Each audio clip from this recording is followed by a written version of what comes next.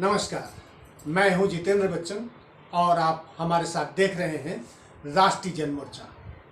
छत्तीसगढ़ में एक मुठभेड़ में नक्सलियों और जवानों की मुठभेड़ में कोबरा बटालियन के 22 जवान शहीद हो गए। बीजापुर में ये घटना हुई है और शहीदों की शहादत पे पूरा देश शोक में डूबा हुआ है।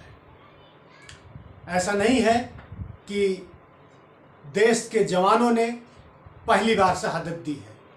इससे पहले भी कई बार नक्सलियों ने हमारे जवानों को अपनी हमलों से या अपनी कारगुजारियों से मात दी है, लेकिन पूरी कोशिश यही रही जवानों की कि उन्होंने कभी हार नहीं मानी और आगे भी हार नहीं मानेंगे।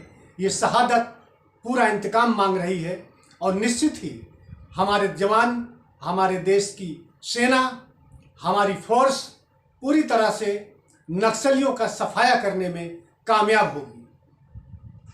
हम बात करते हैं अब अपने देश की इस शहादत को लेकर के सियासत पर, जो घिनौनी है और ऐसा काम हमारे देश के सियासतबाजों को, नेताओं को, राजनीतिज्ञों को नहीं करना चाहिए। सोच नहीं सकते आप, जिस देश के जवान नक्सली हमले में शहीद हो गए, 22 जवान हमारे मारे गए और एक जवान अब इस समय जो सूत्र बता रहे हैं उससे पता चला है कि नक्सलियों के कब्जे में है। उस जवान का नाम है राजेश्वर सिंह। लेकिन देश के नेता जो तमाम राजनीतिक पार्टियों के हैं, उन्होंने इस पर भी सियासत शुरू कर दी है। बहुत ही ओछी हरकत है। विपक्ष के नेता या कांग्रेस के पूर्व राष्ट्रीय अध्यक्ष राहुल गांधी ने इस मिशन को, जो ऑपरेशन सैनिकों ने चलाया, उसको उन्होंने कमजोर बताया। उन्होंने कहा कि योजना अच्छी तरह से नहीं बनाई गई थी।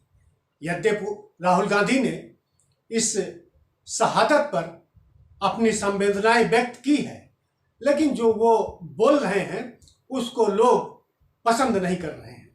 किसी कीमत पे शहादत पर सियासत नहीं होनी चाहिए, ये राष्ट्रीय जनमोर्चा भी कहता है। देश के प्रधानमंत्री, देश के राष्ट्रपति और देश के गृह मंत्री तीनों ने इन जवानों की शहादत पर अपनी संवेदना व्यक्त की है, गहरा दुख जताया है।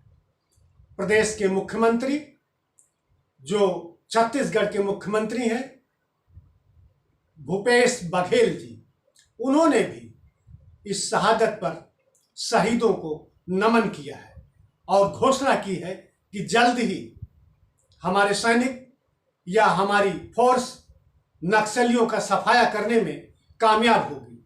हम भी यही कहते हैं कि एक ऐसी बुलेट प्रूफ योजना बनाई जाए जो नक्सल प्रभावित क्षेत्र हैं उनमें इस ढंग का ऑपरेशन चलाया जाए कि बार बार हमारे सैनिकों को अपनी जान गंवाना न पड़े। और अब समय आ गया है कि नक्सलियों को मुंहतोड़ जवाब दिया जाए, या तो उन्हें आत्मसमर्पण करने के लिए कहा जाए या फिर उनका सफाया होना चाहिए। बहुत जवान शहीद हो चुके हैं और धोखे से उनको मारा गया है। कई बार कई हमले नक्सलियों ने किए हैं जो किसी भी कीमत पे बर्दाश्त नहीं किया जा सकता है। हमारा जवान जो बताया जा रहा है कि नक्सलियों के कब्जे में है, राजेश्वर सिंह, उनके परिवार के लोग सदमे में हैं। जम्मू कश्मीर में उनकी माँ, उनकी बहन, उनकी पत्नी का रो रो करके बुरा हाल है। उनकी पत्नी ने, राजेश्वर सिंह की पत्नी ने कहा है कि नक्सलियों की जो भी मांग हो उसे पूरी की जाए। इस दुख को, इस संवेदना को, इनकी जो दुख है उसको समझिए। हमारे पास शब्द नहीं है। हमने उनको रोते हुए, बिलखते हुए देखा है।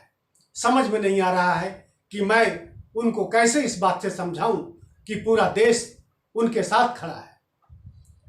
शहादत हो या फिर राजेश्वर सिंह नक्सलियों के कब्जे में हो, दोनों को लेकर के देश की, सरकार की और प्रदेश सरकार की सबकी चिंता बहुत ज़्यादा है। और इस हालत में हम यही कह सकते हैं कि नक्सलियों को, जिनको ये कहा जाता है कि वो स्थानीय आदिवासी हैं, जल, जंगल और ज़मीन के लिए संघर्ष कर रहे हैं, वो तीनों अपना नहीं छोड़ना चाहते हैं। तो सवाल ये है कि आप गोली चला करके, हमला करके, धोखे से सैनिकों की जान लेकर के कैसे प्राप्त कर सकते हैं कोई चीज। इसलिए मेरी नक्सलियों से भी अपील है, राष्ट्रीय जनमोर्चा की अपील है कि उन्हें हर हालत में अपनी बात करने के लिए, अपनी मांग रखने के लिए सरकार के सामने उनको आत्मसमर्पण करना चाहिए और किसी भी प्रकार से खून खराबे में किसी को यकीन नहीं होना चाहिए। ये रास्ता खतरनाक है, इस पे नहीं चलना चाहिए।